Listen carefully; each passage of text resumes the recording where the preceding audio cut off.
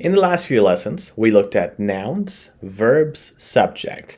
These are important areas that make a sentence. If you haven't seen the videos of that before, they are just before this lesson. So please check out the previous videos first.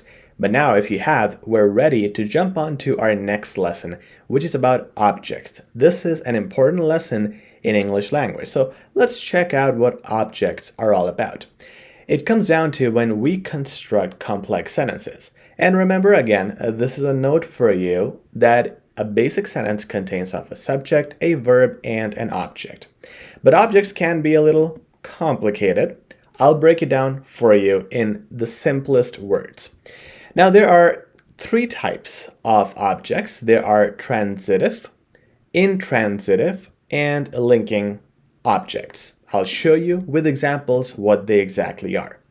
When we talk about transitive verbs, there are two, monotransitive and distransitive. Now you can look at the definition if you're interested in understanding the definitions of these terms. You can look at the definition here too. This slide is for monotransitive, and then we have ditransitive. But I don't want to confuse you because as we go on, these definitions are not that important. What's important is to understand how you can put this in the sentence, because that's what you're trying to do. You're trying to make sentences in writing and speaking. So I'm not going to go into the definition of those things, but let's look at a real example. This sentence, and this says, the dog likes her food. Now we have highlighted different colors, so you understand that the dog is the subject, likes is the verb, and her food is the object. Now, again, subject is the person, the animal, the figure, the main thing that you're talking about here, the main actor in the story. Then verb is the action, which is likes. It is an action that you do. And the object is the object. Food is an object, right? It is a thing, and it sometimes are real things. These things are real.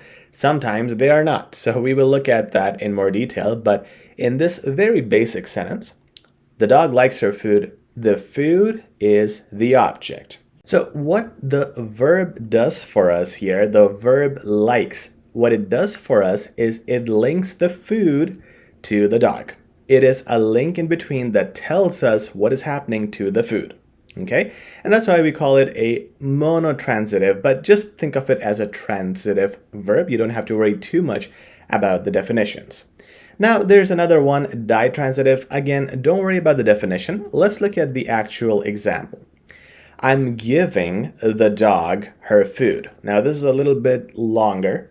Now here, let's understand what the subject is. I am, me is the subject. Then the verb is giving, purple colors, right? It's giving, it's the action.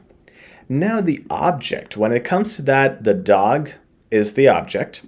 The food is the object too. Now one thing you should be wondering is why the dog an object? We thought living things are subjects, right? Not really. In this case, the dog is the object. Why? Because I am is the subject. The main person will always be the subject. You're the main character. You're the hero of the sentence. The main character is doing something to the second main character. So the second main character in this case essentially becomes an object. So the dog here is an object. The dog is not giving food to you. You are giving the dog the food. So you are the main subject and the dog is an object. The only question is, among these two, what really are objects? Well, both of them are objects.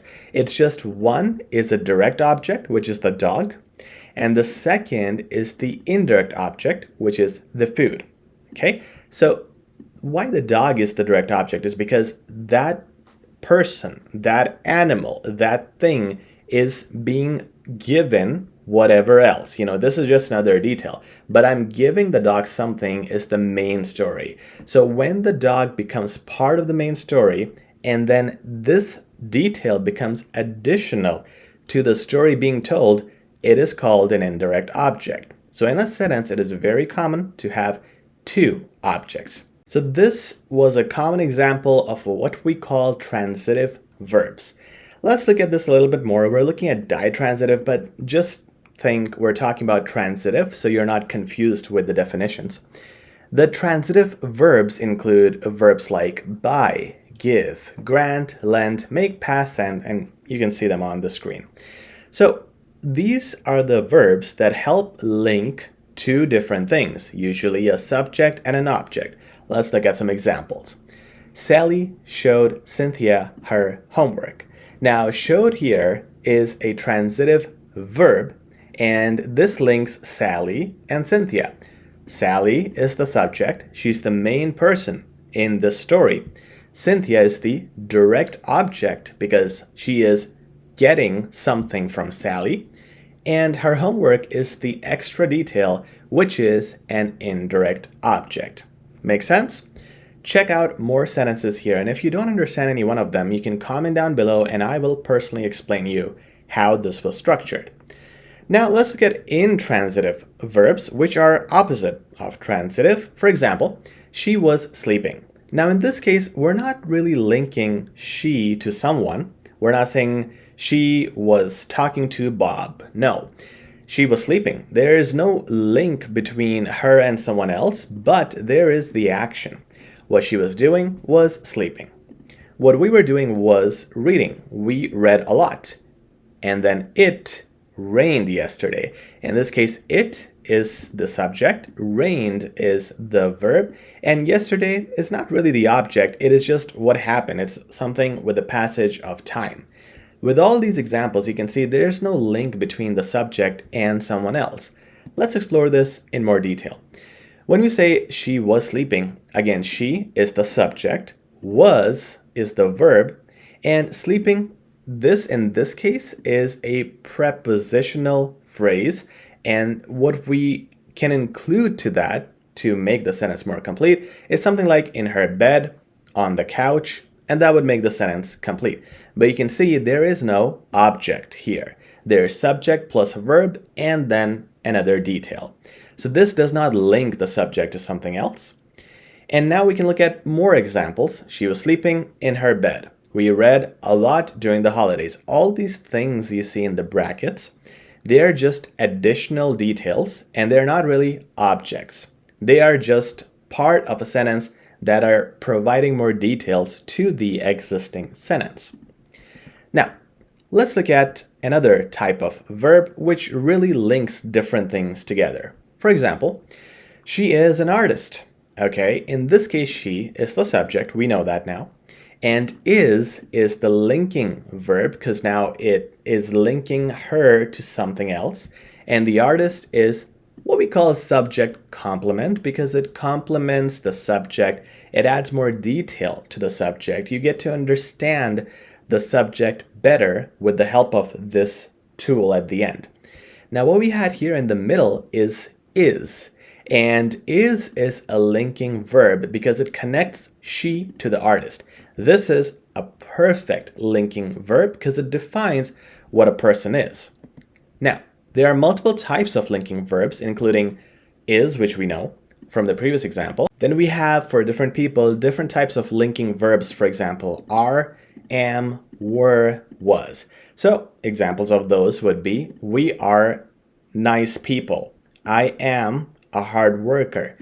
They were really successful. She was very helpful. With each person, I'm saying what they were, who they were, and this helps me explain how they are, their state of being, whether it's a title, artist, cook, engineer, or it's their quality, nice, helpful, terrible. These linking verbs help you give the definition to the subject, and that's why they're very useful. Now there are way more. For example, act, grow, prove. Some examples of that would be, she acts nice in public. He stays calm during stressful times. Or she proves to be the best person to contact regarding this matter, and so on. So now we will explore these in more detail in the next lesson. For now, what I'd like you to do is, based on how you learned the linking verbs today, check out these examples, make a sentence on each and put it down in the comments below. I will correct you if you're wrong. If not, I'll tell you you did it correctly. So for free feedback, all you got to do is comment with these words and let's see how you do. Let's see if you have mastered this lesson. Please like, share, and subscribe too. We are attempting to finish this English 101 course from A to Z, and it's just getting started. So subscribe and please turn on your notifications. We'll be back with another video.